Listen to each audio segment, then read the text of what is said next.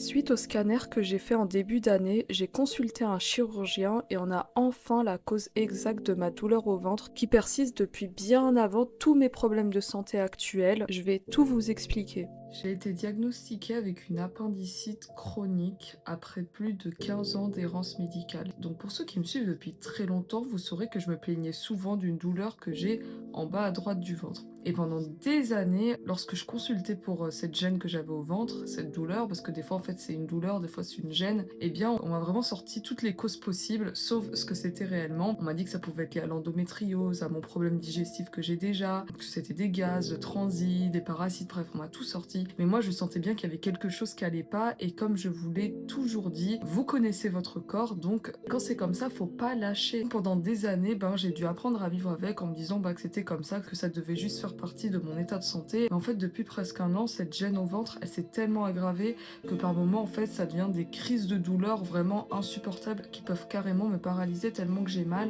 Et du coup, on m'a refait des examens par rapport à ça et il y a un scanner qui a montré que dans mon appendice, il y avait un stercolite. Tout ça, je vous l'ai déjà expliqué très en détail, donc je vais pas rentrer dans les détails dans cette vidéo, sinon ce sera trop long. Mais suite à ça, en fait, les médecins, ils m'ont dit que c'était rien du tout, sauf que j'ai vu un spécialiste et je vais juste parler de mes symptômes et montrer le scanner, et là, il m'a directement diagnostiqué de lui-même une appendicite chronique. Il faut savoir que l'appendicite chronique, c'est pas reconnu par tous les médecins. L'appendicite aiguë, elle est reconnue. Donc ça, ce serait une appendicite sévère qui est mortelle. Si c'est pas opéré rapidement, ça y a une infection et c'est fini. Mais par contre, l'appendicite chronique, tu peux traîner ça sur des années et des années. Et en fait, tu peux très bien vivre avec parce que c'est une inflammation chronique, mais pas au stade où il y a une infection. Il a donc prévu de m'opérer de l'appendice et que ensuite, cette gêne et ce problème disparaîtraient complètement.